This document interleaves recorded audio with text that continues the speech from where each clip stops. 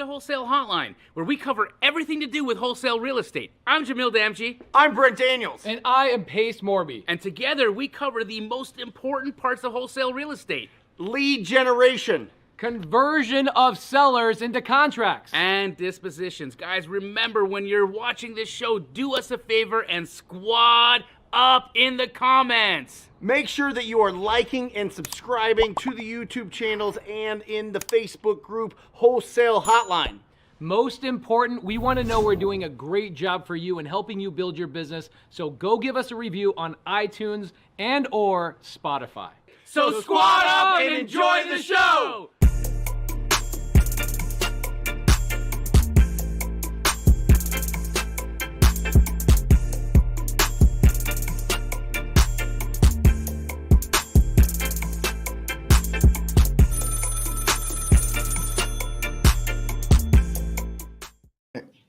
Hey, Wholesale Hotline number 148. Things you need to know about wholesaling real estate. I am Brent Daniels. I've got Pace Morby here, Mr. Sub 2. I've got Jamil Damji, Mr. Birthday right here, and he's spending it with all of us. This is absolutely incredible. Happy birthday. Thanks, man. How old are you? 44. 4? I feel like it's my birthday. Well, 44 on 12/12. Yeah, because today, after this show, Notary's coming in for a deal that Jamil sold. Well, Keegley sold for me. Bought it for 72, sold it for 160. I don't know what you guys sold it for, but it was a bananas deal in December. December's always the best. You always said it. You bought December it for is 72 always the best, yes. and you assigned it to Jamil for 160. Yeah. So you guys made $88,000. Yeah. Wow. Yeah. Yep. Pretty insane. There you go. Yeah, I got a call today because, I've been trying to buy up some, really high-end houses in my neighborhood. Mm-hmm. So there was another house that had been on the market for $1.5 million. I'm already buying one in my neighborhood for $800. Mm-hmm. There was another one down the road that had been on the market for $1.5, and I called them and I had offered them $900, and they were like, "You're out of your mind. That's disrespectful. You live in the same neighborhood. Like, these are your neighbors." And I'm like, I'm not being disrespectful, guys. I'm not being rude. I'm just being completely honest about the current state of the market and the demand. But, take it for what it is. If it's not for you, it's not for you. All love to your client. And then I got a text this morning and said, "All right, my clients are fed up with this situation in the market right now. What's your highest and best?" I said, "Well, my highest and best was 900,000, but because your sellers are fed up and they're ready to take a deal, I'll do 950, but it's got to close before December 31st." And I got another deal. Wow. So I'm awesome. Are these going to be Airbnbs or what? They're going to be long-term rentals. Instead of going the Airbnb route, I think I'm just going to play it safe, get a nice family in there. I figured if I allow dogs in the house, because especially at that price point, nobody allows pets. Them. Yep. So if I allow dogs in the house, and I could probably get an additional $1,000, $1,500 a month for the dog tax. So I think I can probably pull $7,000 a month out of those. Awesome. And I'll rent them out and enjoy life. And if my wife ever gets mad at me, I'll have a place to stay Just down the street. just down the road. That's it. Yeah. Awesome. Zach Pate. Welcome, Zach Pate. He just closed a 12-unit multifamily deal using Creative Finance. No money out of his pocket, not even $1 out of his pocket. Zach, here's for you, brother. Come on. Exciting Love stuff. it. What did he close? How much did he make? Yeah, break that down. Real quick. It's a 12-unit multifamily. Yeah. It's what we call a Morby method deal. Yep. So a Morby method is where you bring in half the money from a commercial lender, and then the seller finances the other half. So you're into the deal, no money out of pocket. Love it. Pretty cool. Where was it at? I don't know, Zach, where that deal is. He emailed me about it. We're going to do a YouTube video about it, breaking the whole entire thing down. But I don't know the exact state. It was in the United States. That's there you go. where it was. Zach, let us know. You know that I heard a really good quote this morning. I don't know why I liked it so much. But I've been, getting back in the gym the last 4 or 5 months, running, doing all the things. I'm really taking care of myself. The one thing I got to get rid of is Diet Coke, but I quit that as of last night. as he drank like 3 Diet Cokes. Yeah, everybody else is having alcoholic beverages, and I'm having a Diet Coke. But reading this book, David Goggins, never finished. And he says, when you're trapped in hell, the only way to escape is to face the devil himself. And I was like, ooh, what does that mean? And it was interesting, like looking at, I spoke last week at Jimmy Rex, had only men's like business owners mastermind. I went and spoke there. And it was interesting. Your devil might not be a mindset thing. Your devil might not be enough money. Your devil might not be whatever. But it was interesting. The number one thing I could just tell in that room, their devil was delegation and scaling and building businesses. And these guys were like, well, I'm buying, I'm doing 1 or 2 rental properties on the side every couple of years. I'm like, you're playing small because you guys are doing it all yourself type of thing. Anyway, we're wrapping up the year and I'm looking at both of you guys, business owners I respect. I'm curious, what are the devils you guys are dealing with in your guys' existing businesses right now that you are hoping to face going into the new year? I know you just closed an $88,000 deal. The flu. Oh, bro, the flu Everybody's got swept the through flu. everybody. No. The flu swept through everybody. But is Yeah. it delegation? Is it organization? Is it hiring new people? Is it you got to open up new markets? What's the devil you guys got to face to get out of the situation you're in and be reborn into 2023? It's funny that you asked the question because I think we actually had our conversation with Satan 2 months ago. Oh, yeah. And it was, as the market adjusted, we peeled back the curtain and looked at all the inefficiencies. Keekly's a big company, right? Very big, yeah. And so when you grow the way we've How grown, many people? Just so people know. in our corporate store, we probably, what do you think? We got about 125 people in there? Easily, yeah. Easy.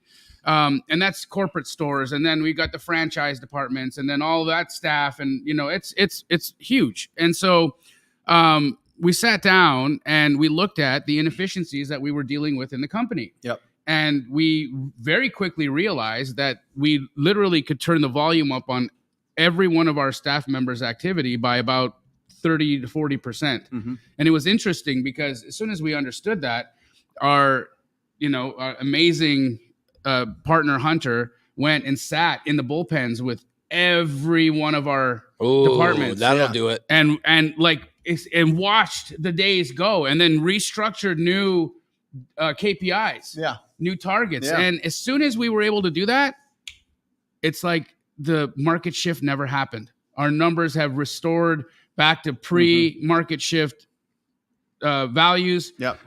Our deal volume is insane again. Of course, you're closing a huge deal with us, so you're seeing the profit margins that we're seeing are back to like juicy $88,000 deal, bro. 88 grand on a deal, and that doesn't even include what we're making. Yeah. Yeah. That's epic. That's so epic. That's how what you just said about spending time with your team, getting face to face with them, and finding out that it was like the market correction wasn't even happening was what happened to me in 2020 of March. I went into my acquisition team. They were all, there's like the sky is falling, COVID, the world's shutting down. And then I spent 3 days in the office and it was like nothing was actually happening. In fact, we just got deeper deals. Yeah. And that's a tough thing. Like the bigger you get, right, the more automated things become, and somebody's got to come in there and kind of recalibrate and reset every once in a while. And bro, I can't sit next to Hunter for 5 minutes without wanting to be a better man. I can't imagine him spending the whole day with people. And you know what? He did a really good job. And our team is so phenomenal. Our team is so coachable and loving, and they want to do better. They want to grow more. They want to exceed their last limitation. Yeah. And so because you've got that spirit of everybody wanting to be cooperative and the spirit of growth, we saw fantastic stride. We got Denise, one of my Florida Orlandians. She's incredible, but she was a part of that. She was a part of watching our KPIs and our metrics pivot. And she's also she's one of our strongest reps that we have amazing. She's incredible. She's Love incredible. But this is what we're seeing. We saw the inefficiencies, and it gave us the opportunity to really peel back the curtain and go in and fix things. Yep. And now we're doing it because we have the time. Love it. What about you? Yeah, I've been thinking about this a lot. None of my team owns real estate, owns a lot of real estate. I love that your mind went there. Well, I've got my best friends. They're absolutely incredible at what they do. We had to cancel deals in June, July, August. It was 90 days. It was a fist fight. We still got the good ones through, but it was deals that were deals. We lost the deals. Got it. Right. And so we were able to get back. Yeah. White shirt. Yeah. Oh my God. Somebody get this man a cup of water. Let's pour it all over him. No, but I keep thinking about this. I keep thinking, like, do you start a fund for the team? Do you start, instead of like Christmas bonuses and these other things, which I think they really like, do you put it into more long-term thinking? Do you set up more? Do you look for these opportunities and go, you know what, guys, every 10th property that we run across, we're going to keep and just make like really good gems in our portfolio of really good areas that we want to buy in, or all come together and collectively buy a multifamily or something like that. I love That's something that I'm thinking about, and something that I would have to lean on you and probably some attorney help to figure out. I literally, so Eric's right here. Eric and myself and Giselle on my media team just had a 3-hour meeting about this exact topic. Yeah, really? Literally. Yeah. Because my plan was, I want to be a billionaire. Right. Not because I want any more money. Right. Right. I mean, for heaven's sakes, I think I have the best watch, but the cheapest one. I think my battery will last longer. Out of the three of us, You think my battery will last longer? We don't have batteries. Oh, Yeah. okay. Yeah. I stand corrected. You guys are better. But for me, it's not one of us is going to change our lifestyle necessarily. But when you have money coming in, it means you've provided value to the marketplace, Yes. right? You getting an $88,000 wholesale deal means you provided value to a homeowner, you provided value to a buyer, you provided value to Keegley. Yep. So I want to become a billionaire through acquiring multifamily and single family. So this year, put 56 single family houses in my portfolio and 15 multifamily deals in my portfolio. And what I told my team, there's a select group of them, right? The more executive people on the team, not like people in the Philippines. No offense to the people in the Philippines, but we have a lot of people there. Yeah. I'm giving a portion of my portfolio to all of my team members. Right. So I look at them and I go, what would if you're in the top 1 percentile, richest people in the world, top 1%, what's their average amount of money that they're retiring with? $10 million. $10 million. How did you know that? Because I am been in the looking. top 1% of the people in America. That's And interesting. and I It was want to 10 million. retire. Yeah. It was $10 million. Yeah. And so I You said, need $10 million to make $100,000 a month. right. That's what, if you, at this level, you need $100,000 a month to have a good life. Right. And so you need 10 million bucks to make $100,000 a month. So I basically came up with a mathematical equation to back into that and say my team, the people that are the closest to me, Yeah. through the real estate that I buy, will get to that point over the years of me buying real estate. I want to be their retirement plan. Right. If that makes sense. Unreal, dude. You know? Amazing. So So that's what I'm thinking. But it's also I like love that. having a culture where I've just been It's digging, we, not me. Well, I've been digging back into Rich Dad Poor Dad a bunch and just like the fundamentals, Okay. right? Just the basic fundamentals of ghostwriting? self-employed. Yeah. Well, yeah. Sorry. No, I know, but you know what I Yeah. mean. I mean, yeah, he came up with a few charts and then, somebody else wrote the book, but it doesn't matter. 40 million copies, Amazing. changed all our lives. Yeah. Came up with a lot of other people that he's thrown at us over times. And it's just, how do you cultivate just a sense of ownership in the business that they already have, but also that they genuinely want to invest in assets. You know what I mean? Yeah. Like, I just don't want my best friends being our their whole life. You know what I mean? Yeah. 100%. When I was with Or self-employed. when I was with Eric in Springfield, Illinois, walking our newest acquisition. So just closed 264 units in Springfield, Illinois, seller finance. Today, I also closed 192 units in North Carolina. So just in a 2-week time period, I closed close to 500 units. Pretty gangster, right? Come on. Amazing. And how much cash out of your pocket to do those? So the first one, 264 units. I don't have any partners in that deal, but I brought in $2 million for the renovations. Yep. That $2 million came from private money lenders. Yep. And I'll refinance them out in a couple of years. So no money No money. out of your pocket. Second deal? Second deal, I was actually a cash deal Mhm. through my fund, Mm-hmm. and we raised $20 million. And Did you really? I know how to raise Holy money. cow. I know. If you guys want to get in on my deals, $20 million. oh yeah, this year we raised $68 million. Woo! Yeah, we have on my waiting list for people waiting to do deals with us. We have a little over $300 million in people on our waiting list. Incredible. Yeah, incredible. So my goal is like when I take Eric out, right, and we're walking and filming the property, I'm like, man, I want Eric to feel like he has ownership in this deal. And so here's how I set it up. You legally can't just give ownership to an employee, Right? because when they quit in 6 months because you just gave them all this ownership, Mm-hmm. and you go, wait, that's not the bargain. I thought we were gonna go build this together. Like, no, dude, you just gave me ownership. I'm out. Yeah. So what I did is I actually set up an option agreement. Sure. So in 5 years they can buy the Love ownership it. from me at $1. Awesome. So as long as Eric stays with me, Eric, please don't leave me. We love you. So a couple of people asking questions about the deal that you did. Yes. Do you know where the lead came Yes. Yeah. That was a Driving for Dollars lead in South Phoenix. The reason it was so big is because we locked it up in 2019. Oh, wow. The dude passed away, had a will. In his will literally says, do not let my ex-wife have ownership here. Wow. Give it to my daughter. Even from the grave, hey? Ex-wife. He held that. He Oh, held, yeah. He was he not held that resentment. Well, I'll tell you why. Because we met her. Because she snuck back in to Oh, the my. house, started squatting, got an attorney, and then 2020 hit. And so that extended everything so you've out. been dealing with this So situation. we locked it up at $62,000 in this time 19. Yep. Went through this whole legal process. Cost about 10 grand to get it through with the attorneys. Finally got the ownership, put it out, and your guy snatched it real fast. I had probably So 4 you or guys 5 are of out those. there, bro. Oh, yeah. You guys are hungry. Oh, yeah. They're Hungry. The teeth are sharp. Our buyers right now are phenomenal. Yeah. They are they're pulling the trigger.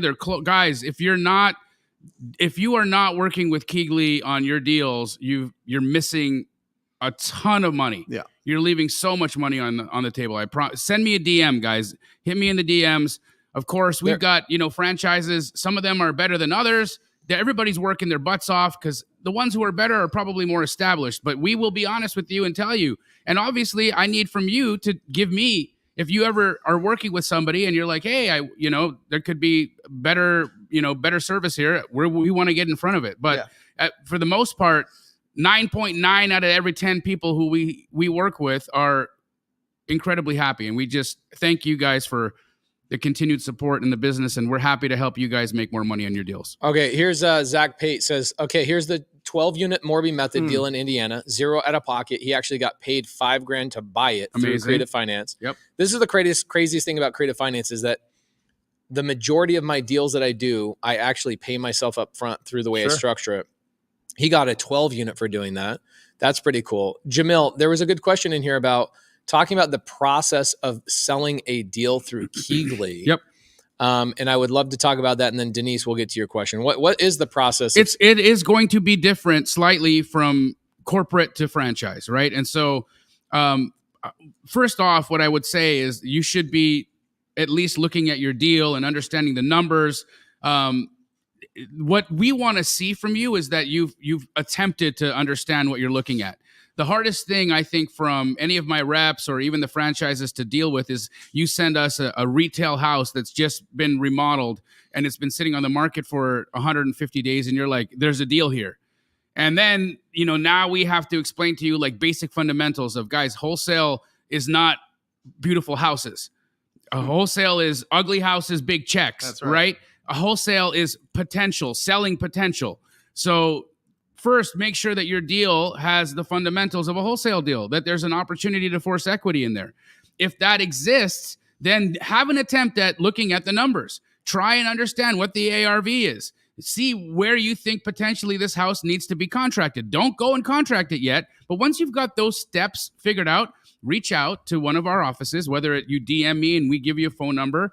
I think that's probably the best way because I've got Nino in my DMs and he's got the entire list of all the franchises and corporate contacts that he can send you to. So you DM me and then we will connect you to somebody at the Keegley office that'll help you out.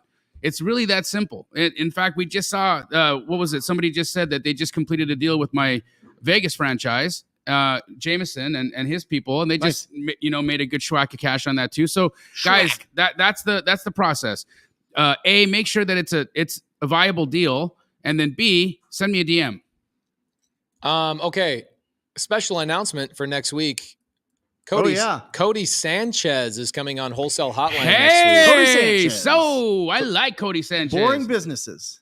Right? Yeah, boring businesses. Yep. Recently become friends with Cody. Been texting her. She asked me, "Hey, what real estate podcast could I come on? I want to try out some new contrarian thoughts." Kind of like she's planning on doing a lot of content on it, but she wants to warm up, kind of like in stand-up comedy. Right? What do you do before you go open mic? Yeah, you do an open mic. So she wants to come on here, talk about. She says, "I want to talk to real estate investors and talk about what is coming up in the upcoming market and what are their plans. And I have some ideas and some thoughts and da da da da." So Cody Sanchez is coming on next Monday. Amazing. 5 p.m. Wholesale Hotline. Guys, if you don't know who Cody Sanchez is, look her up. She's incredible. Really, really, really great content on YouTube. An incredible TikTok, channel, everything. TikTok, yeah. So Pace, thank you for bringing Cody into the fold, guys. You're gonna really enjoy next week's episode. You know what we should do? We should tell everybody, take a screenshot, everybody, and literally take a screenshot on your phone, go on Instagram, tag Cody in a story, and just say, "Looking forward to seeing Cody on next week's Wholesale Hotline." Cody is spelled Codie. Correct. Okay, so it's Kodaya. Can we put it in the chat? Yes, sir. We sure can. Do we have our Instagram? Cody at Cody Sanchez. Okay. Speaking of deals in this current market, tag her. If you guys weren't aware, tomorrow I'm doing a live stream where I'm going to actually be talking to agents using the terminology of today's market conditions. So if you want to understand, it's going to be, listen, the conversations that you're having with agents right now are going to be different than conversations you're going to be having in January. Right now, we're in the sweet spot of the holidays, and we're in the sweet spot of desperation. Yeah. So I really want you guys to tune in to my live tomorrow and listen to the way that my conversations are going with these agents. You're going to hear some incredible nuggets, and so we really want you guys to come to that. There's a link in the chat to sign up to make sure you're there. So I don't know, Bobby, do you got it, or Emily, whoever's putting it in the chat? There's a link there. Make sure you guys show up tomorrow. Love it. Let me. What time? Hold on. It's on your YouTube. 9 a.m. MST. 9 a.m. Mountain Standard Time. Yep. That's 11 o'clock East Coast. 8 9 o'clock a.m. AZ time. California time. Denise says, "Should I start a fund to start raising capital even before you have a multifamily deal?" Now, I'm going to go down in 2023. You guys are going to hear me talking about this big time because I'm going to go heavy. I'm going to go for 2,000 units in 2023. My goal this year was 500 units. We ended up doing this year probably around 1,600. Still have a couple weeks to go. We'll see what happens. The biggest LOI I've ever submitted on a sub-2 deal, by the way, $52 million, brought to me by one of my students during the Elephant Challenge last week. $52 million sub-2 deal. We just submitted the LOI going through the seller sniffing my butt to make sure I'm credible, but they're willing to sell an entire 600 unit multifamily sub-2 for $52 million. Wow. Pretty amazing. So what you're gonna take over some existing debt. Yep. I imagine it's good debt. It's good debt. Yep. Under 4%. And what do you need to come to the table with? I need to come to the table on that deal. $3 million for the down payment and get the agent paid. Yep. And then $2 million for CapEx, capital expenditures, for renovations and upgrades, operating expenses, whatever, right? And upgrade everything you said plus some operating expenses. So I'm going to tell Denise, this is what I'm going to go into 2023. You guys will get so sick of me hearing me say this, is that multifamily is not about multifamily. Multifamily is about raising capital. And so what happens is when you start wanting to get past 12 units and 16 units, you're going to have to learn how to raise capital better than you know how to underwrite the actual asset. The people who know how to raise money are the people that will always dominate in multifamily. Okay. So I would say, Denise, absolutely yes. Try this out. Denise, I'll give you a tip. Go to investwithpace.com. On your way over there, definitely make sure you register for our upcoming deals because you want to make sure that you're involved in our deals. Denise is a sub-2 student as well as an Astro student. And you want to make sure you're registered for the deals. But more importantly, for people that are trying to raise capital, just copy my website. right? Just copy my website, investwithdenise.com. And Denise is the shit.com, whatever it is that you want to say. Make it easy so that you can say it on a wholesale hotline or Instagram where people will get on a waiting list. So you have the confidence to go into an asset saying, man, I have 42 people on my waiting list with $10,000 each or $100,000 each or whatever it is. Absolutely couple that with what Brent talks about all the time, which is get loud. You need to be raising all the money all the time. Everything I do, everything I say, Pace, can you go into detail on where you're paying the agent $1 million assignment fee? I'm not paying him $1 million assignment fee. He's the broker on the deal representing the seller. He'll get paid $1 million from the seller.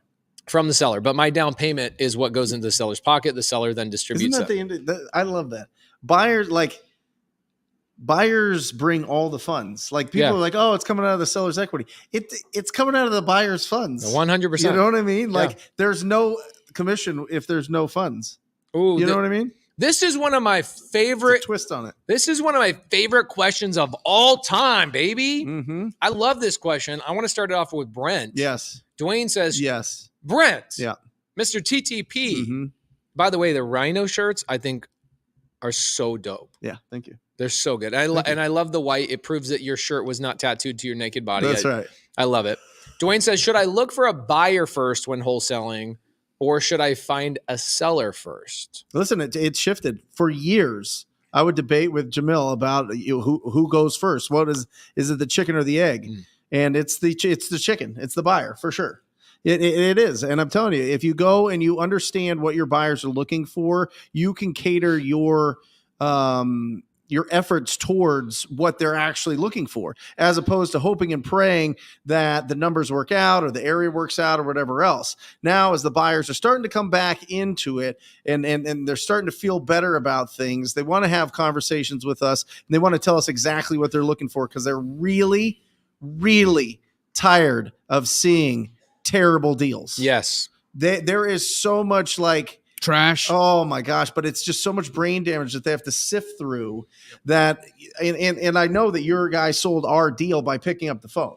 You 100%. Know what I'm saying? Well, we curate that, guys. The job of a wholesaler, beyond looking at potential and finding potential, okay, is to curate opportunities for your buyers. Right. The facts is that these guys, they may be seeing your deal, or they may see have 100 deals get emailed to them in their email list or in their emails, and they're not seeing anything.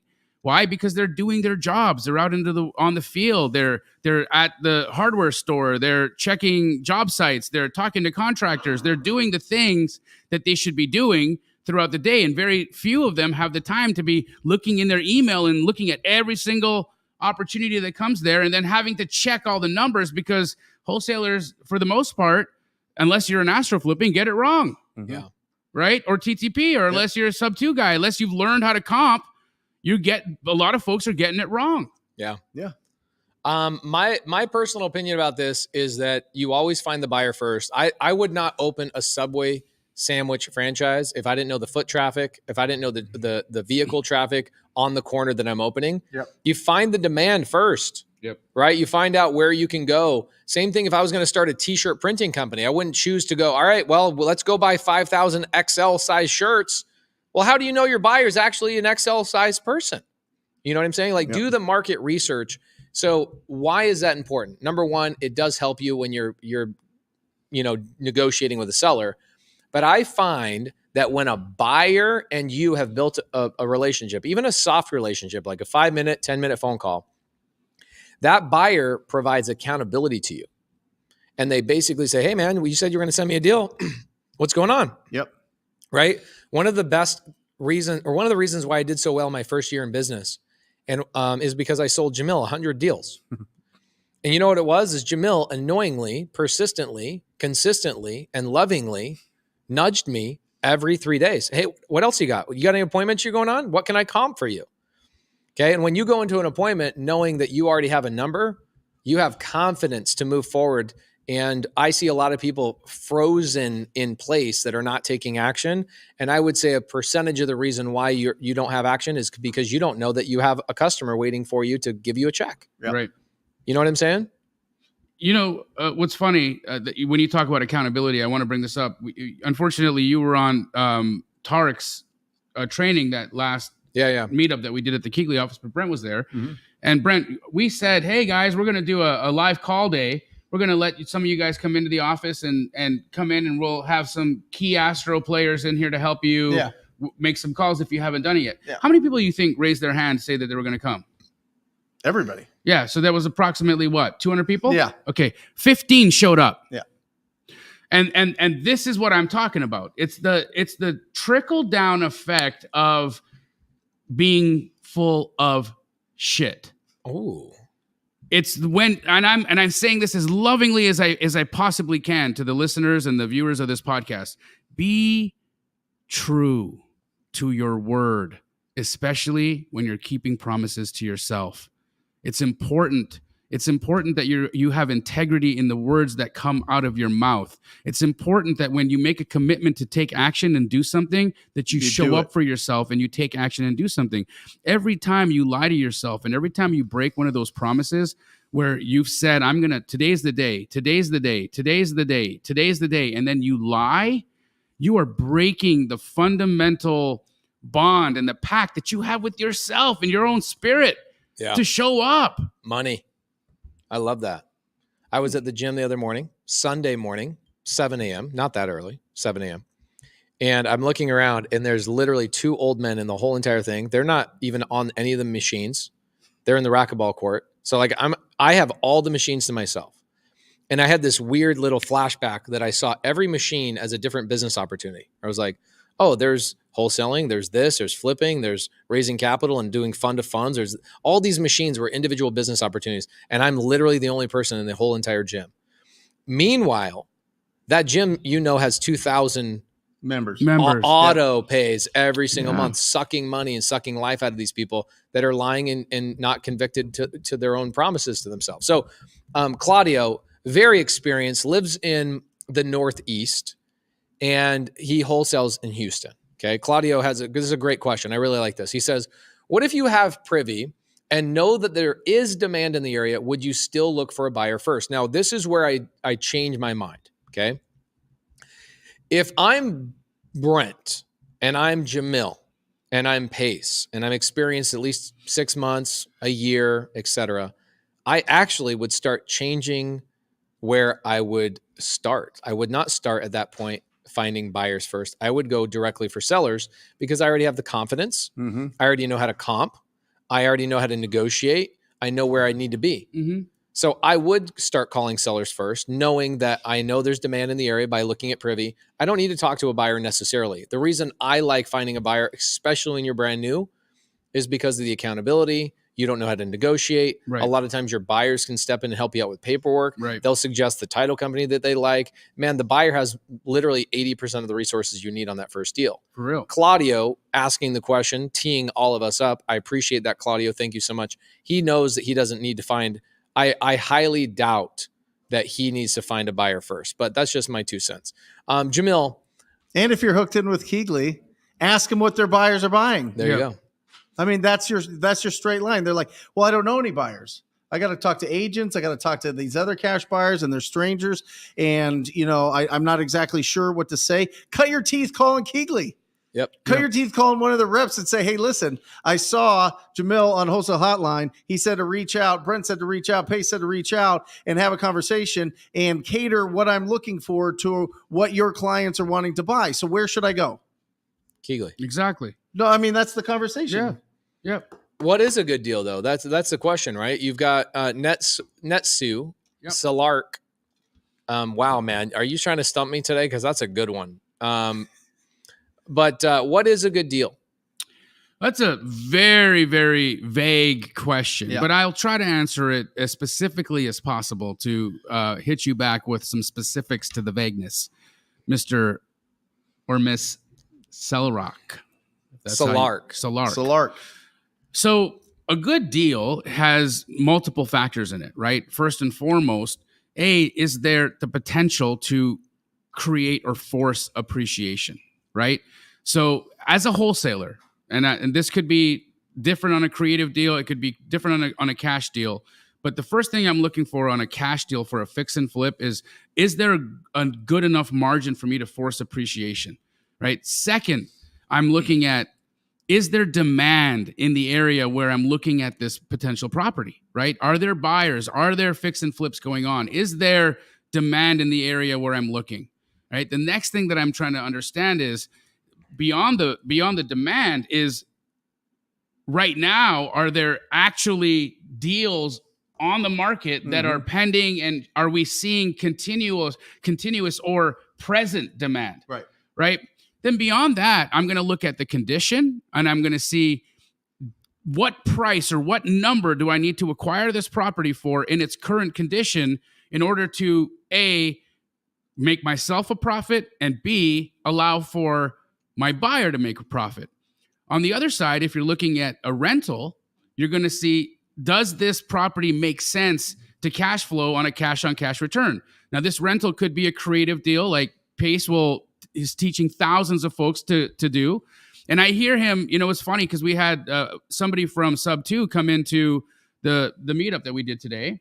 And again, their mind is trained to think on cash return, right? So they understand that if you're looking at a creative deal, well, if your potential seller wants you to come to the table with more cash than what a bank would want you to come to the deal with, is that a good deal? No. Absolutely not. No. So you want to be able to create an opportunity that has way better terms, because again, when you're talking creative, you're talking subject to or owner finance, we're not looking for equity. That's not the play. The play is, what can you do with the property, right? Peso says, if I can make more money on the property depending on my exit strategy here, I don't care if I pay $1 million for the house, even if it's worth $100,000, because if I can cash flow it, that's where my return is. Yeah. Plus my tenant will pay down the debt. Right. So, at the end of the day, what's the big deal? The other thing too is like going into, you and Toback are doing Novation training, Yes. right? Okay. So here's how I would summarize a good deal. Wu-Tang Clan ain't nothing. By the way, great name. He says, good to see all three of you guys together in the studio tonight. Agreed. Okay. Here's a good deal for me. A good deal for me is where everybody makes money along the way. The seller, the agent, the broker, the wholesaler, maybe the daisy chainer, okay? And the second wholesaler, maybe even a third wholesaler. Hell, I don't care. And still leaves room for the end buyer. And the end buyer could be one of three people. Could be a fix and flipper. Yep. Could be a buy and holder. Or in the Novation world, it could be the end user. Could be the family that buys the house off the MLS. It could be whoever, right? Did you leave enough meat on the bone, or did you create a product, right? What makes a good sandwich? Well, unfortunately, something that's priced properly, and it gave the options to the buyer of that sandwich that they desire, right? So I can't tell you, well, the best sandwich is a ham and cheese, because some people are actually allergic to cheese. You got to figure out what the end consumer wants. And that's what we were talking about earlier. Salchak. Yeah. Whatever. Soul rock. Let your body rock. Soul rock. Okay.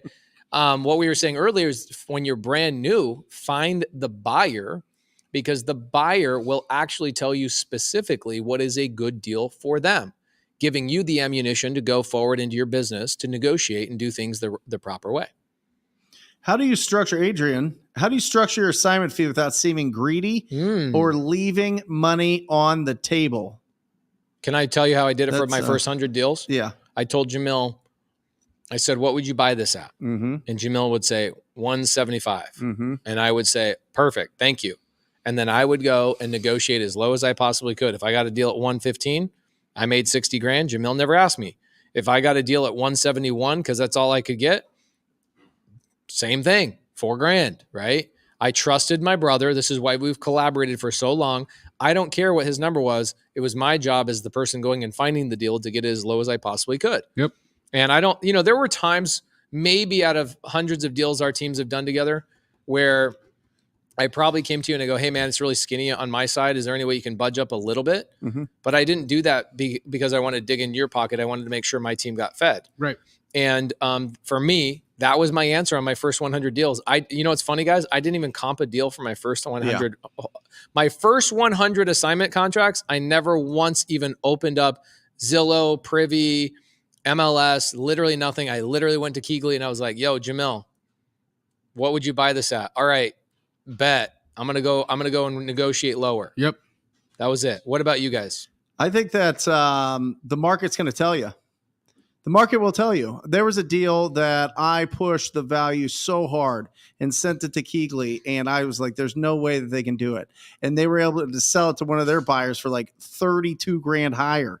Like it's case by case, and it depends on what the person's exit strategy is with that property. You could sell something in a really nice area like your neighborhood. I bet you could sell that to somebody that would live there. Once you get this deal under contract off the MLS, you could sell that to somebody that wanted to live there. They're going to pay more than somebody that's going to do a fix and flip, try to get their investment out of that to keep that money recycled. So it depends on what the exit strategy is for the buyer. If it's a true fix and flip, you'll know real quick if nobody wants to buy that deal.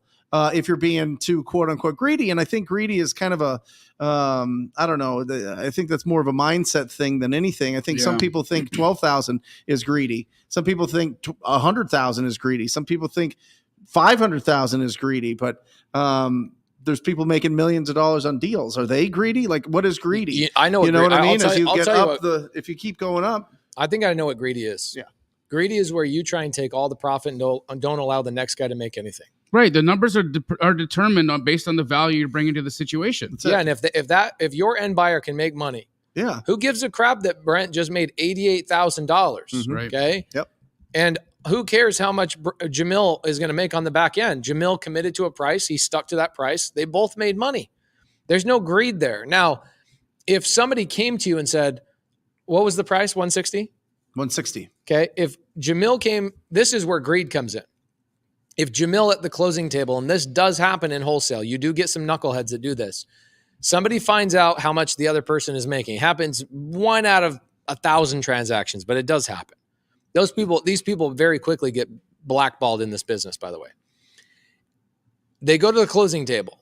Jamil finds out that Brent bought the deal at $72,000, and Jamil says, hey man, I can't do 160 anymore. You're making a lot of freaking money on this deal. I need to be probably closer to 120. That's greed.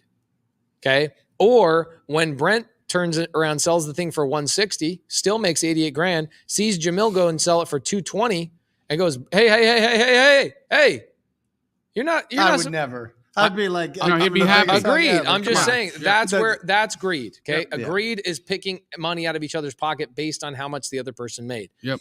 If you find a good operating buyer and a good operating acquisition guy, which these guys just did, he makes 88 grand. Who knows how much Jamil made? And at the end of the day, they go, do you want to do another deal together? Let's go. Let's go. Let's go. Let's do it, baby. You want to know what else I think greed is? Greed is when you lock up a deal, and because you do not want to share, because you do not want to squat up with somebody, that you allow the majority of your inspection period to run out.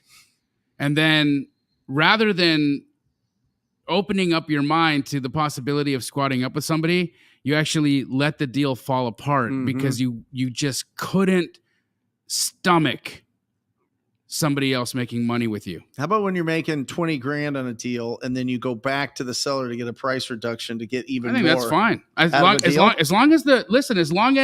as the property warrants the reduction. This is my belief system. but in you're it, making right? 20. Yeah, it doesn't matter. I'm buying the property not based on how much I'm making, but based on the property's condition. Okay. So if I'm not going to just go get a price reduction for the sake of getting a reduction, I inspect every house that we put under No, contract. that's what I'm talking about. Yeah, but if if basically what I've looked at in the house and the pictures and the representations the seller made me and my inspection don't line up, you better believe I'm going to go for a reduction. And I don't care if I'm making money or not. I'm buying the house based on the condition of the house. That's how I always look at it. Yeah, but you just said you wouldn't go for a price reduction for the sake of a price reduction. That's what I'm talking about. I'm doing it based on the property. No, I'm saying you know everything about the property. You got all your things lined up. You sell it out for 20 and you're like, I feel like this seller could come down a little bit more. I'm going to go get them. I mean, we may disagree on that. I personally, I think that. Can I be the judge? Yeah. You're both right. I think that if there's an opportunity to make money as a business, it's your job to make money. Got it. That's, Yeah. Jenna Soyring, She says, how do we write up contracts to close a deal? Do you have an example? A couple of things. If you go on my YouTube channel, Elephant Challenge #1, I spent 3 hours going through a wholesale contract and answering Q&A about it. Okay. It was so good. I got a great comment today. I love my YouTube comments because YouTube comments are a reflection of people's current mindset. Do you agree with that? I agree. Do you see some of their comments? You're like, you have the most glaring mindset issue of all time. Yeah, you know what? I have an overwhelming number of people who have opinions about my beard. Oh, really? Yes. You have a great looking beard. I mean, guys, go to my Instagram stories and look at Jamil's beard from 4 years ago. Tell me which one you guys like more. He's done a great job. So, Jenna, I would go find that Elephant Challenge. First one that I did, this is about 4 months ago. Me and my students came together, taught thousands of people how to fill out a wholesale contract the proper way. And I gave that $3,000 wholesale contract away. Now, a couple of weeks later, came into Wholesale Hotline and did the same thing. Okay, it wasn't 3 hours, but it was about 30, 40 minutes of me going through line by line by line by line. So we have done it. It is there. You should definitely go back to Wholesale Hotline and type in Wholesale Hotline contracts, and you will find the episode that goes through the contract and gives the contract away to you. It's a gangster contract, by the way. Sean St. Clair. Yeah, Sean St. Clair. That was a good one. What is this Elephant Challenge? The Elephant Challenge is a monthly challenge that I'm doing. I've been doing it for the last 3 or 4 months. It's gotten really big. We got 7,000 people registered last month. About 4,000 people showed up this last week. And we're doing this month, we did multifamily. And we're doing, again, next month, multifamily as well. We're taking all the action. I'm changing my challenge up every month because I just want it to be fun for me. And so this challenge, we did multifamily. And we got a bunch of stuff under contract this last week. And we're going to then follow up every single Friday for the next 30 days. And then we'll do the challenge again. So is it like people calling? Oh, yeah, me calling. Awesome. Me negotiating, me calling brokers, me doing all the things, talking seller finance. My students take over and crush it. Carolyn and Myron Briley from DFW really jumped in and did a great job. And having a lot of fun. And you'll have to stay tuned for it. We do it randomly because I do it the way I want to do it. Would you start with multifamily or single family? Single family all day long. I'll tell you why. Single family is easier to get into. The terminology is easier. The resources are more plentiful. Multifamily also doesn't pay you immediately. I've got multifamily I've owned for 2 years that cash flows $7,500 a month. Cash flow. When I say cash flow, I mean real $7,500 that I could pay myself every single month after all expenses are paid. But on your multifamily? Oh, that's just one property. $7,500 on one property. Yeah. But I bought it 2 years ago. I've never taken that $7,500 home. Why? Because I'm still improving the property so I can raise rents. Nice. So what you have to realize with multifamily, guys, is that a lot of times you buy these value adds and it takes a year, 2 years, 3 years for you to pour your cash flow back into the property and raise your rents. Once you do that, then you could get paid, okay? So for me, multifamily is a gangster wealth building strategy, but it's not the way to quit your job today, right? Okay, wholesaling, single family, residential is easier by a long shot, in my personal opinion. Love it. Gage says, is 7 days too short for an inspection period? I have a deal in Shreveport, Louisiana that is a great deal, but because it's a VA foreclosure owned by the bank, they only allow a 7-day inspection. Well, I mean, you listen, they're creating the rules of the game that you have to play in. I think that 7 days in today's time, you could absolutely request for longer. The bank may or may look, talking to a bank is like talking to a wall. Okay, it's not going to give you a lot. It's just going to stand there. So you're probably not going to be successful getting extra time in your inspection period when you're negotiating with the bank. So try for the 7 days. And if you are unsuccessful, try to get an extension of the inspection period if possible. And if not, that's just one of the hard parts of working with the bank and wholesale. But with sellers right now, if any seller is trying to push you into a contracted inspection period, guys, especially with the holidays, especially with the fact that people are gone, leaving town, with the fact that the market is already stalled, but then now we've got the holidays stalling the market. You're going to hear it tomorrow if you guys show up to my live stream where I'm literally going to be talking about the current state of the market going into the holidays. You're going to hear the amount of anxiety that I'm going to create on the calls when I'm talking to the agent. And I'm doing this on purpose. It's a negotiation tactic. I'm trying to let the agent understand how close they are to losing that listing, how close they are to this deal being a waste of time, money, and energy for them, and how I am going to be the resource that's going to get them across the finish line with a check before the first of the month. Remember with bank-owned properties too, if it's a VA, that 7 days is probably business days. Yes. Because they're closed. And it's also, if you try to lowball a bank, they have certain guidelines that properties have to be on the market for a certain amount of time before they can take a big price drop. So if it's sitting there and nobody's bought it, and it looks like it's a smoking deal, but it's sitting there for a while. I like Jamil's approach of you need to be at least 50 grand under what it's listed for if it's sitting there for a while. Yeah, if it's been sitting there for a while. I like going 30 to 50% of list price, depending on the price point. Yep. But you're not going to be able to pull that off with a bank-owned property because they literally have to wait a certain amount of time before they could take lower prices. Too much red tape, too many boxes to check, right? All that stuff. Yep. G Money Slow Dance, love this. What's a good schedule for a part-timer? First 90 days. I'm a teacher looking to get started. This would be a TTP question, definitely. Yeah, listen, you got to find 20 hours. You got to find 20 hours. We have 168 hours every single week. You can find 20 hours to commit to building your business. The first step is to get your first deal done. You have to go from faith to fact, and it's the first part. That's the first step that you take that you know that you can make money in this business. You could pull income out of the ether, out of the air, and be able to do this business, right? So you have to convince yourself that means you need to be consistent. You need 15 hours where you are hunting for opportunities. Unless you have a big budget. Now, if you only have a certain amount of time because you're a highly paid professional of some sort, you're an attorney. Oh, no, it was a teacher, right? It was a teacher, right? Yeah, so I mean, maybe you don't have, maybe you've saved up enough to put into marketing, but I would highly suggest that you go out there and you earn it and pick up the phone and call all the ugliest properties that you can in your area after talking to a Keegley office and finding out what areas people are buying at and at what prices. Hey, where are people buying properties right now, Mr. Keegley? Oh, we're buying it right here at this price. Okay, great. I'm going to pull a list of all the ugliest properties within a 5-mile radius of that spot, and I'm going to go out there and I'm going to find something. Yep.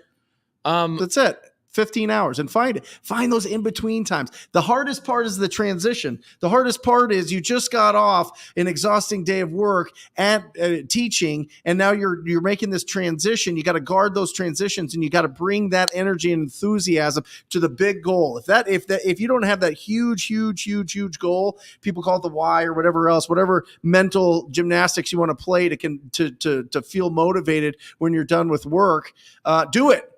Do whatever you got to do. If you got to listen to this show, if you got to listen to Pace or Jamil or myself or Tony Robbins or whoever you would like to listen to that gets you fired up, make sure that you do that, make that transition, and make sure that you have your list ready to press go. Because if you're messing around on your computer, boom, you're not going to make calls that day. If you're trying to put your list together perfectly and understand and like comp properties before you actually talk to the property owner, it's never going to work. Ugly houses, get their phone number, get it ready, press go as soon as you get off, and watch what happens. You're going to build momentum. This is one of the reasons why I love challenges so much. Yeah. Last October, we did this Driving for Deals challenge where we helped 500 people get their first deal by literally we went on Zoom and we took our cell phones into the field and we were out knocking doors, driving for deals, and we helped 500 people get their first deal. Okay. It's because when you collaborate and you work with each other, you have the energy of activity and it's contagious. And when you're sitting there alone in your room, wherever you guys currently are right now driving, you might be cooking dinner. Okay. Tell us where, actually, I'm curious. We got nearly 600 people watching right now. I'm curious. Where are you? What are you doing? Okay. There's an energy right now while you're listening to this live, an energy of activity. And so for me, I like challenges. I like to participate in challenges. I like to tune in on Jamil's challenges. I like to run my own because there's an energy. There's an energy right there. Rocky says, I'm eating nachos. I wish I was eating nachos right now. So I would get around other people. This is what was cool about Brent. Brent used to do these things called Super Saturdays. That's right. Where he would get people to come into his office and they would make calls together because sometimes that energy of activity is what you need to hold yourself accountable. It's why people have personal trainers. It's why I have multiple coaches. It's why I have all sorts of things that put pressure on me and getting people around me. Jamil, is it easy to film good content by yourself, by the way? It's practically impossible. Practically impossible. You have to have Bobby as accountability. I have Eric as accountability. Sometimes I get Bobby as accountability. Shout out Bobby's mustache, by the way. What's up? So accountability, get around accountability. And I think those 15, 20 hours that Brent's talking about are going to be a lot easier. Get another teacher, somebody else from right here. Don't do it alone. Don't do it again. Don't do it alone. Do it again. Do it a lot again. Yeah, do it a lot again. So that's it. Julian says he's Alaska pooping. Cool. Wow.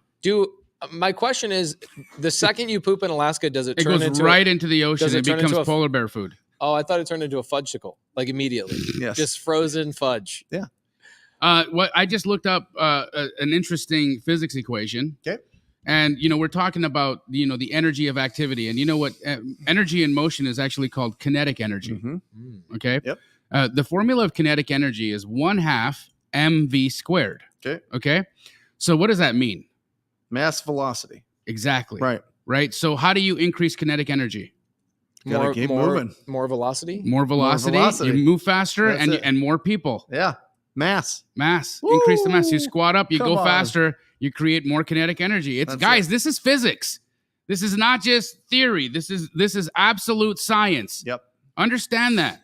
Is it because our atoms and your atoms are feeding off of each other? Is that what it is? Like our vibrations? That's it. There's a part of that. Absolutely. Interesting. 1/2 super mv interesting. squared. Think of that. You guys taught me. You guys taught me, get into your community, make sure they're making calls together. 2 hours a day, every single day, Monday through Thursday. They're making calls live together in the community. And it's stuff that you guys have been doing for years and years and years and hours and hours and hours and hours. But it matters. It does. It matters being around people taking action. Yep. Because it forces you to. There's nowhere to hide in any of our communities. No. You know what I mean? There's nowhere to hide. Here's the thing. I'm saying this as respectfully as possible, okay? If you are learning real estate from somebody else other than one of the 3 people that are here, you're learning from spam. Yeah. Well, they're probably learning from OpenAI. Have you seen that thing? Bro, yet? it's scary. Yeah. It's scary. Yeah. Gary, did you see the thing Gary Vee posted about? Yeah. So interesting. Yeah. He's going bullish on it. It's this AI that basically will write everything, create everything for you. Yeah. No, I know. I talked to a group today about how do you get AI to do driving for dollars for us No way. with Google Maps and drones. Interesting. Right? Bro. Interesting. It's going to be wild. It's coming. Interesting. It's 18 months away. I like a lot of these comments, by the way, guys, in my basement submitting offers. Somebody was smoking a blunt. We don't condone that. We don't condone that. Jamil says something. Yeah. Okay. I mean, live your life. Yeah, live your life, bro. I ain't mad at nobody twisting up some spinach. You know what I'm saying? I'm doing laundry. See, this is the great thing. You guys are living the law of duality. You're doing more than one thing at the same exact time. Don't just be chilling, right? Yep. Here's the other thing too. I get a lot of people DMing me and saying, I'm having dinner with my family. We're listening to Wholesale Hotline once a week, man. Family night. Come. This is our family night too. Come hang out with us. Come bring the kids. We won't cuss. Just tell us in the DM, say I'm bringing my kids and we'll stop cussing. Okay. Okay. I'm in Jamil's basement. I didn't know Jamil has a basement. I don't actually have a basement. Joel, somebody else has you. Yeah. You're in the wrong house. Yeah. Get out now, Joel. Does he have a beard like Jamil's or is it a chin strap? Because it might be a previous version. It's a doppelganger. It's version 1, yeah.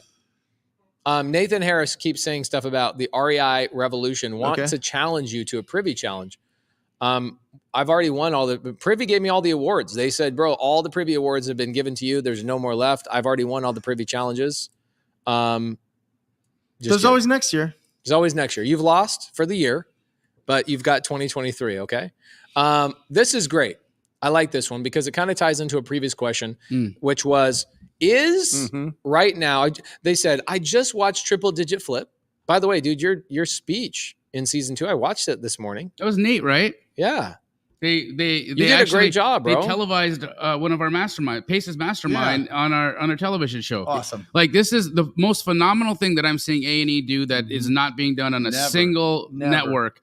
Is they're actually opening up the door to people understanding that real estate education is a real thing, and we truly, genuinely care about our communities. And it's not just about making a pretty house. It's about changing lives. Doctors go to school for 16 years to specialize in what they're doing, and real estate agents go to school for 2 weeks. Education needs to be amplified in our real estate profession. So, but they said we were watching Triple Digit Flip, and we saw that you guys were flipping. There was a lot of lessons learned. I have a question: is now a good time to fix and flip? And that ties into also, why is it so hard to find buyers right now? I don't think it's hard to find buyers right now. I think it's hard to find buyers based on the deals that you're presenting to them. Correct. You have to adapt for the market. Yeah, the numbers have changed. What did Gretzky say? He said 2 things that are really famous. One of them is you miss 100% of the shots you don't take. And the second thing he said is, he says, you don't go where the puck is, you go where the puck is going. That's how you win the game. So where you have to adapt to where the puck is going in order to reach where the puck is headed. Okay. So if the market is trending downwards and interest rates are popping another 0.5 at least tomorrow, that's happening tomorrow, December 13th, shout out Fed. And then shout out Fed again in February. They're going to raise the rates one more time. At least we got 2 more rate hikes. So what does that mean? That means the market's trending downwards. Okay. A buyer knows this. Okay. A good buyer is going to know that. So they're going to want a deep discount. This is why Brent just made $88,000, because he got a juicy deal. Okay. So a couple of things I would be doing is making sure you're adapting to where the puck is headed. And secondly, use creative strategies like novations. Okay. Creative finance, seller finance, sub 2, wraps. I bought a deal from Toback today. Not your Toback. Yeah. His cousin. Yeah. Dan. Yeah. Out of Florida. That's his brother. Yep. New Hampshire. Yeah. Yeah. Are all Tobacks related? Oh, there's a lot of Tobacks. There's a lot of Tobacks. There's a lot of them. So give me my Toback. If you put two Tobacks together, are they a tobacco? Tobacco. That's the name of their company with the brothers. Oh, Toback Co. That's wow.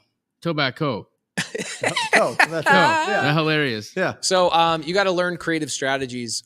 We are seeing this a lot in the multifamily market. Check this out with the multifamily market. The last couple of years, syndicators, fund managers were acquiring big multifamily properties with what we call bridge debt. Bridge means we're going from point A to point B. There's a definitive distance on a bridge, right? Some bridges are 15 feet long, some are 25 feet long, and other bridges are 2 years or 3 years long in the bridge financing world. So what happens is 2 years ago, all these syndicators are acquiring multifamily at these good interest rates on bridge debt. Now that bridge debt is expiring this month and next month, and 1,400 properties are going into foreclosure and default. You mean this 1,400 doors? 1,400 properties. Oh, so more doors than that? Oh, wait, thousands and thousands and thousands of doors. I mean, we're probably talking a few 100,000 doors are going into default this month, a few hundred next month, et cetera. So the multifamily space is going to go on sale. The single family space has already been on sale. Okay. And now everybody's going to start feeling the pain, which is great for you because you have this beautiful thing that's a pain reliever called wholesaling real estate. That's right. And you understand how to negotiate. You understand where to find amazing content. Brent's channel, Jamil's channel, my channel. What is there anything? Okay, I'm gonna throw out one person. Jamil, you did leave out one of my favorite people on the planet. Jerry. Oh yeah, he's the best. Yep. Okay. I would say. Sorry, I did not mean to leave him out. Jerry is a magical human being, and he's legitimate. Yes, very much. I would say if you are learning wholesale outside of the 4 of us, You're learning from spam. I'm just wondering, what is it that you're learning there that is not already created on our channel? Listen, it's just watered down. It doesn't have it doesn't have 28-inch biceps. No, what size are these? brother. What are these? I don't know. Come on. I don't know. I'll have Aaron measure it. My guess, he's a solid 21-inch. Maybe. No. Yeah. But I will tell you this. I'm telling you, we locked up 2 other deals just like this one. We got that one in 2019. So that's a bit of a outlier. But the 2 that we locked up last week is still over 50,000. And the sellers are coming back and saying, I understand that the market is rough. Yep. They're fine. It's finally there. We've been talking about it. In. We've been talking about it for 5 months. We've been talking about it since June. When you see this dip, there's going to be a time where the expectations of the sellers don't line up with the prices of the buyers. I am telling you, it's starting to even out. And like Pace just mentioned, with those 2 interest rate hikes, watch how many for sale signs are sitting around for a long time. They estimate another 20% will hit the market and sit on the market in 2023. You can read it right there at realtor.com. And so there's going to be a lot of properties on the market, which means a lot of the off-market properties and on-market properties. The sellers that really want to sell their properties are going to be realistic, and they're going to make the right decision, and they're going to get rid of them. Or they're going to get less. This is a good question, because it's kind of a reiteration of the question before. So I think we need to elicit a different response, because G Money Slow Dance is re-asking the same question. Okay. Mm-hmm. Why a good weekly schedule for a part-timer beginning his first 90 days? Yeah. Would like to hear from all 3 of you. I think this is good for everybody. Okay. Yep. I'm going to tell you guys something. So in the elephant challenge this last week, actually, no, I'm crazy. So I get home, I decide I'm done traveling for 35 days. You and I visited roughly 50, 60 cities this year. It was crazy. We even did a road trip in a minivan. Mm-hmm. That was crazy. Great time. A lot of farts. No? I mean, there's a few. Okay, there's a few. So I get home and I'm just so excited to get on the phone. So on Tuesday of last week, I went 7 hours live with my students, my students, calling brokers, talking to them, answering their questions, etc. And I get one of my students named Jared Penner. Shout out Jared Penner. He goes, hey, I've got this agent named Asha. And she is kind of cool. Can I introduce her to you? I was like, yeah, sure. So I talked to one Asha. We should probably have her on the show. And this entire week, I have been overwhelmed. When I say Pace is overwhelmed, that's a big word. Overwhelmed with opportunities from this lady, Asha, multifamily, single family, land. She is sending me so many things. I'm throwing out LOI. She negotiated a deal that was $25 million down to $18 million. She's actually going out and negotiating. This is one relationship. Mm-hmm. Now, I don't need to talk to Jamil, because this is what Jamil preaches all the time. This is what I am constantly reminded from Jamil, which is go out and build relationships with agents. I believe that if you get a couple of really good agents in your repertoire, in your Rolodex, bro, like you could fill your entire week just by reacting to opportunities all day long. I had got 2 deals under contract today with Monique. Mm-hmm. Really? 2 deals. All inbound. Why isn't Monique doing like a monthly podcast with us? Like, why isn't she doing something fun for the wholesale hotline operators? You know what I'm saying? She's good, waiting bro. for an invite to come back. She's actually brought it up. I think now is a great time. I think we have Cody Sanchez next week. By the way, shout out, guys.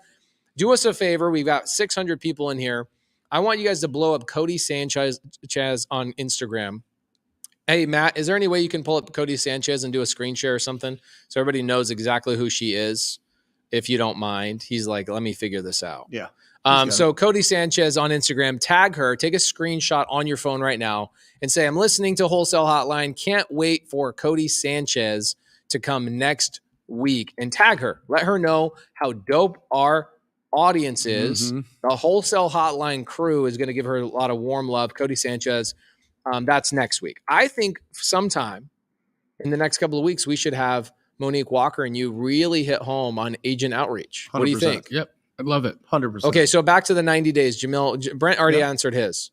What, Brent? I want to add just one thing. Okay. 20 people, talk to 20 homeowners and 5 agents a day. That's it. I like that. And maybe the opposite for you. Maybe it's 20 agents and 5, off market. But that, just to boil it all down, if you want to just get to the nitty gritty, you got to talk to 20 and 5, because every 200 people you talk to. Is that 7 days a week or 5 days a week? 5 days a week. So 125 people. Yeah. That's easy.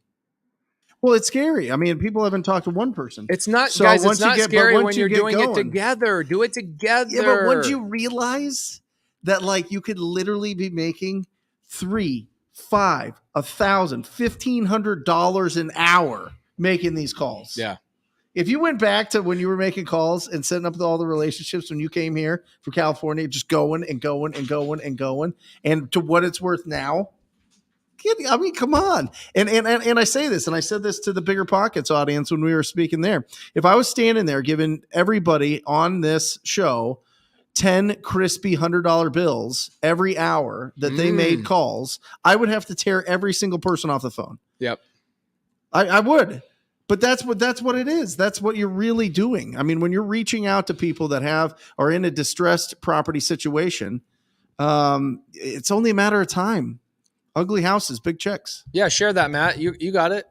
There you go. There you go. All right, guys. So this is Cody Sanchez on Instagram. Follow her. She's articulate. She's genuine. She's action-packed.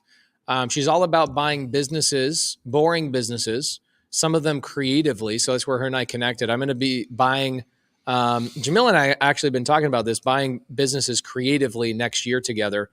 We got a couple of businesses, minivan business we're going to buy. No? Okay. I'm in. You're in. Okay. So tag Cody Sanchez on here and let her know. Okay. That's her. It's at Cody Sanchez, I believe, is her Instagram name. So go tag her. Take a photo. Matt, take it off the screen so people don't tag her with her own photo. That would make us look like thirsty dudes. You know what I'm saying? We like Cody. She's a friend. We look forward to her coming here on Monday. And then we'll have Monique Walker come in a couple of weeks, right? Awesome. Sounds wonderful. 90 days. All right, 90 days. My strategy would be a little bit different from what Brent's is, but again, it's the fundamentals are talk to people, okay? Mm-hmm. What I would do is for the first 90 minutes of your day, okay? The first 90 minutes of your day are the most productive 90 minutes of your day. This has been research backed and scientifically proven. If you can remove the distractions from whatever might be taking your attention away, you can get a disproportionate amount of work done in that 90 minutes. So this would be the following process that I would take in. I would have privy. I would be looking at anything that's been on the market 60 or 90 days that has evidence of motivation in the listing based off of the following: language that shows motivation, price reductions that show motivation. Okay. Also, the property going under contract and falling out of contract a few times shows motivation and frustration. Okay. I would be looking for these specific signals, and I'd be making it minimum 5 verbal offers to the actual listing agent. Guys, please do not go insert a buyer's. All the little hate messages that I've been getting on Instagram from all you buyer's agents that are pissed off that I'm telling people not to use buyer's agents, unfollow me. But the rest of you guys who actually like making money, do people really see the value in a buyer's agent? Bro, it's stupid, because these buyer's agents who want to write offers for you, they ain't doing nothing. No, they're just peppering listing agents with unsolicited offers that are so off from their list price that even if the list agent took it to their client, they would get fired. But buyer's agents in the residential world work twice as hard as the listing agent, in my opinion. I see them on a retail side, right? On the retail side. Homeowners, right? Representing homeowners and dealing with that. The regular retail side. We are not in retail. Okay, we're in wholesale. And I'm not upset at buyer's agent. I think buyer's agents are incredible. I think that they just don't serve a purpose when you're trying to buy an investment property. In this specific strategy, because the property's already on market, there's already a listing agent involved, and you could find alignment with the listing agent by allowing them to represent you. Or if they're not comfortable in representing you, or it's a state that doesn't allow dual representation, say, I'm going to waive representation and I'm going to allow the seller to keep that 3%, or you could actually represent me and make the extra 3%. You get to make the decision, Mr. or Miss Listing Agent. But that's what I'd be doing. 90 minutes, first 90 minutes, I'd be making 5 verbal offers. And then for the rest of the time, I'd be calling agents and doing agent outreach and trying to find discounted properties that are coming to market that haven't been listed yet that are in distressed condition. Let's ring this bell. First one was Ajwan, I think. And then Austin. Congratulations, guys. Come on. Yeah. Amazing.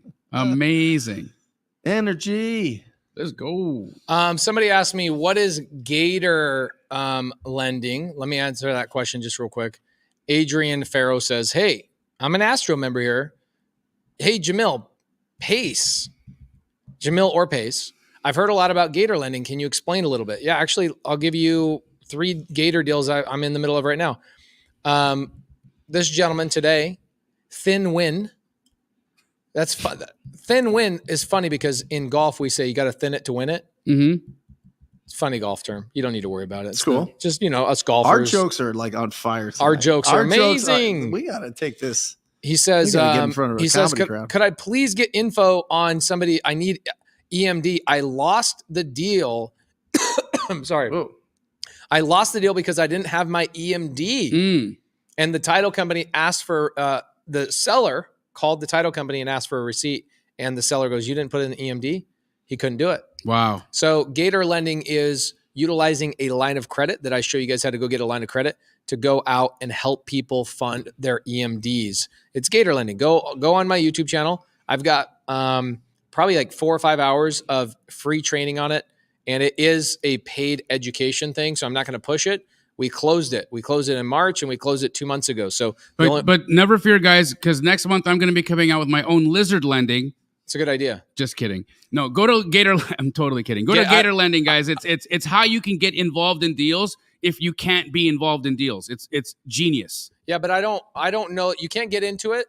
It's closed out. I'm doing 5 phases of it, and every time I do a new phase, I close it for like 6 to 8 months. Go watch it on my YouTube channel. It's completely free for the first 3 trainings. It gives you a really good understanding. You won't get the paperwork. You won't get the contracts. We leave that for the people that are in the Gator tribe. But you can always meet Gators in the side chat. There's a lot of them in here. Rob Sema actually does a podcast called The Gator Tank every single week. That's how big Gator actually blew up, is we got Rob Sema freaking blowing up Jamil lending. I like that. It's called Jamillionaire. Yeah. Jamillionaire.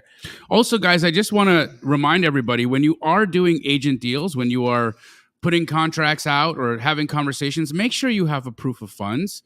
Make sure you have a proof of funds in hand before you start making those calls. Yep. And Bobby's going to put an email address in the chat right now where you can get a proof of funds where I actually have $1 million of my own money. Ooh. Where I've backed it so that I can, I have to keep it in the account so these guys can go out and write offers. So you email flipfundllc@gmail.com and I got your back. To the moon lending. I like that. Ooh. See, Crystal CT right here. She's a Gator. Gator. Now we shut down Gator. So just so you guys know, Gators, just so you guys know, Wednesday we got a training with Molly and Allison on my team. We're going to go through the paperwork for a 3rd time. Got a lot of people asking questions. They have specific state things that they want us to go through. So Allison and Molly are going to be doing that on Wednesday afternoon for all the Gators in here. All right. Why do you call it Gator lending? Chomp, chomp. Give me a portion of your deal. That's it. Chomp, chomp, chomp. chomp. I want a chunk of your deal. So I call it Gator because this is where it came from. I was doing a raising private capital live for 4 hours. And I was like, all right, let's come up with the demographics of all these lending types. Mm-hmm. We got the sharks, right? People that are like hard money lenders. They want to get in, they want to get out. They want to feed on your deal. Yep. You got the whales. You got these big private money lenders that are like doctors, attorneys, etc. You got the guppies that are small people like, hey, I got $25,000. What can I do with this? And then, so I basically created the whole animal kingdom and the personalities tied into those individual animals. And I got to Gator and I go, a gator is an animal that will eat another deal that nobody else can touch. Right. They'll feed off of a dead carcass. And so people that have dead deals because they don't have the EMD, a gator will come in and they want to be in and out of the deal within 30 days or less, usually 10 days or less, sometimes 3. We had one lady made $50,000. Literally, this was like 2 weeks ago. $50,000, 6 hours. Puts money in. gets money back in 6 hours, made $50,000. Didn't have to find the deal, find the buyer, didn't have to do anything. She was just the gator lender on the deal. Incredible. It's Well, crazy. Like transactional fund. They That's fund it. the whole thing. They fund the EMD, or I teach people how to do double closes. Ooh, I got some good training coming up. Ooh. Good stuff. I have to do one caveat. Yeah. Some of y'all that have been getting proof of funds from Flip Fund, rather than refreshing your proof of funds, what you've been doing is you've been using an old one, but you've been changing the information yourself, changing the date, changing the address, and using it. And what's ending up happening is I'm not logging those. Okay. If you want me, because here's what happens. Your agents reach out to us and they confirm them. And if I don't have that address logged, if I don't have that letter logged, that we've actually issued that letter, you are going to look like a fool, because when they call and they want verification, we're going to say there's no verification here. That happens all the time. That is a fraudulent letter. So guys, please don't play that game. Please don't do that. I didn't think when I sent out my first proof of funds back in the day that somebody would actually, my seller or the broker would verify. Yeah. They freaking verify. They verify. Oh, it. yeah. A lot of them do. Oh, yeah. I have a deal right now that I'm sponsoring for a student, and the broker comes and they go, "Hey, we got your proof of funds. This is great. Can we also get your REO schedule? We want to see your real estate owned schedule. Mm-hmm. We want to see everything you own. Amazing. Addresses, Wow. percentages." I was like, okay. That's due diligence. That's due diligence. I'm like, I'm just sponsoring the loan, right? Like, what do you need? Do you want me to know my blood type? And like, Who asked you for that? the broker on the deal. What? Yeah. How big of a deal? It's a big one. Okay. 20 mil. Yeah, Your sure. proof of funds needs to be at least, it can't be older than 30 days. According to the broker file requirement, the proof of funds has to be 30 days or newer. Check that out. Zach Pate, Astro student, made $18,000 in one day from my recent Morby Method deal for coming in as a transactional funder. That's called Gator Method, just FYI. Shout out Laura. No, I always ask my wife this question. Is your name Laura or is it Lara? Laura. It's Laura. Are you sure? Yeah. How sure are Because you? Laura is Lara. The U makes it Laura. Laura. I still after It's not Laura, it's 15 years together, I still hit her with that like once a year. I'm like, just answer me, just one time. I gotta know. Is it Do you have a preference? Do you have a preference? It's like Jamil and Jamil. Yeah, I prefer Jamil. Yeah. No, what about? I didn't even pick up on that until recently. I think it was you that like pointed out. What? How do you say that again? Jamil or Jamil? Right. It's like one E versus two E's. Yeah, Or it's like one an I instead of two E's. What about Jermil? Got him. Got David it. beat Oh, you to it. David, you beat me David to it, beat you to Jermil. bro. Guys, Jermil's we good. are seven reviews away on iTunes to 500 reviews on the Wholesale Hotline podcast. Push us over this week, guys. If you guys are getting value out of this, What is Yeah. it? What is it? What's the email? your Jermil? email? Yeah, no, the flipfundllc@gmail.com. Okay, People are flipfund asking the same LLC. question Okay, over got and it. over again. Let's get it. Let's give it to them. Flipfundllc@gmail.com. At gmail.com. Awesome. Make sure you have a proof of funds when you are doing agent deals. It's Every necessary. time. It's necessary. What's the percentage of them asking for 1% earnest money? Of realtors? Yeah. It depends on the market. Right. Just so you know, I'm lobbying for it. Yeah. Are you? Of Yeah. course I Yeah, am. sure. Yeah. I'm lobbying for it. Personally, I like a 1% EMD. Some of you guys out there dropping $10 and $100 EMD, $1. $1, or is actually there's a group in town. I don't think they're doing business anymore, but they used to do $0 EMD. I'm like, you guys never consulted with an attorney? Like, you You have need no consideration. You have no consideration. You don't have a valid contract. You guys call it consideration. I call it consummation. There you go. Right. The deal hasn't been consummated. Hasn't been consummated. Yeah, it can still get annulled. It can still get annulled, baby. Lawrence Schwartz says, this is awesome, guys. Of course. Check this out. Here we go. How do we go about wholesaling a property that needs to be a teardown? It was listed for $2 million. Marcellus Wallace. Mm-hmm. Oh my gosh. Name the movie. Marcellus Wallace. Yeah, that's Pulp Fiction. Pulp Fiction. Does Yeah. Marcellus Wallace look like a bitch? No, he does not look like a bitch. Such a great movie.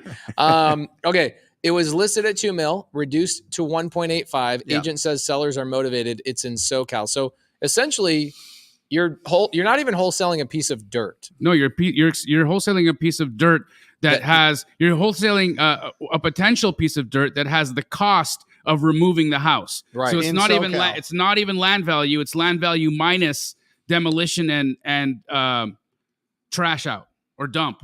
Better be a nice lot. And I would also verify that it absolutely needs to be torn down. Maybe it does.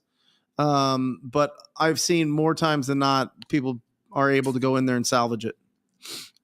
Blake But maybe Vega Houston says, "Hey, Where's the gift? that's such a great. Now I want to go watch I this wanna movie. watch it It's too. so good.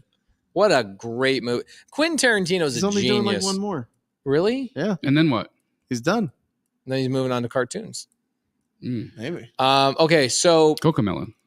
Blake Vega says, you know what's holding me back from agent outreach, Jamil?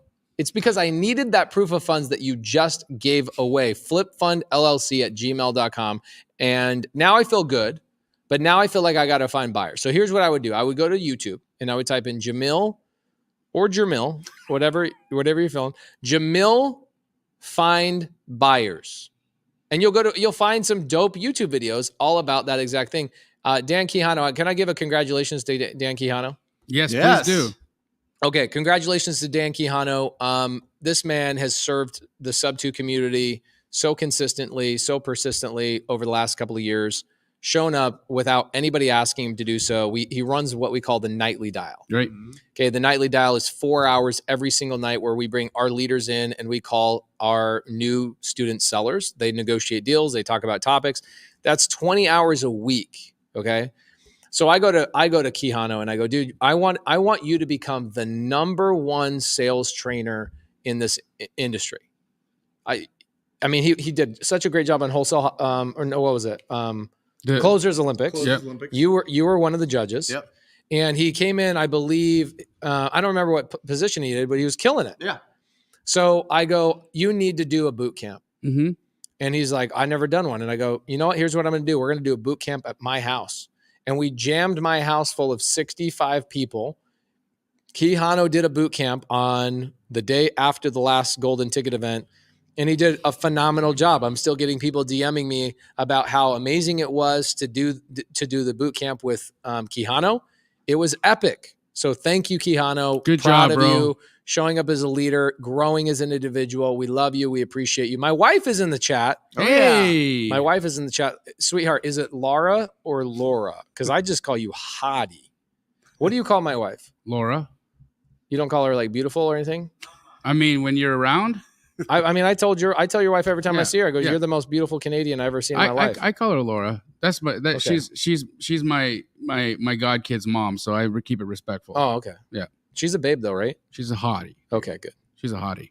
When Keedley sends you deals via email, they're on/off market, right? There's a lot of off market on there. There's if there is an on market deal there, it's a deal. It's actually tremendously below list price. Yep. So whatever it is, it's a deal. My wife says, couldn't miss Jamil's birthday show. She also likes it when I tease her. Don't worry, babe. I'll tease you tonight. It's all good.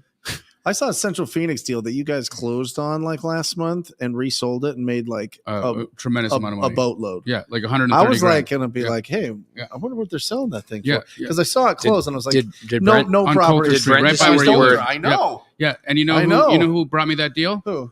Shmonique Schwacker. No, you 100%, dog. 100%. You dog. 100%. in 30 seconds, Brent used the word boatload Yeah. and you dog. Yeah. Is this 1951? I Yes. love this. This Yes. is great. Flashback. Bring it. Okay, my wife bet. my wife has confirmed Get it's the bag. Laura. Yeah. Okay, it's Laura.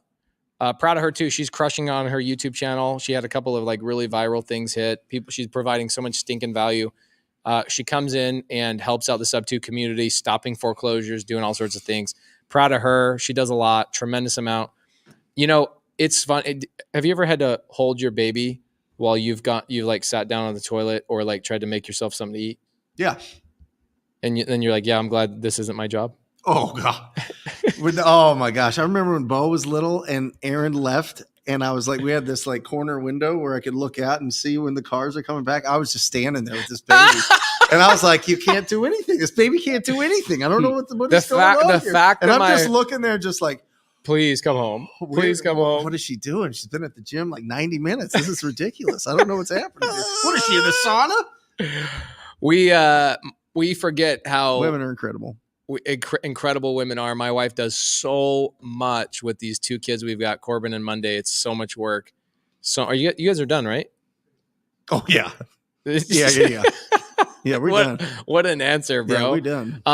You know what? Hey, Bobby and Eric, I need you guys to come over here real fast.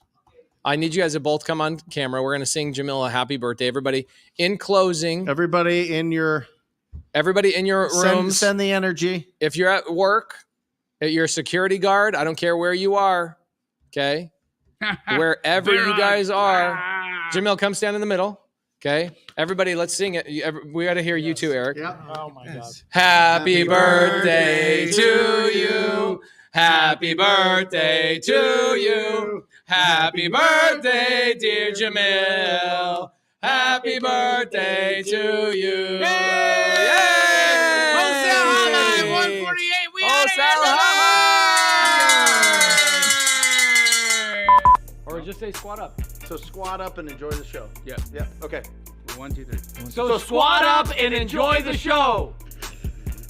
What are you doing? I didn't say nothing. Why? I don't know. Okay. So squat up and enjoy the show. Cool.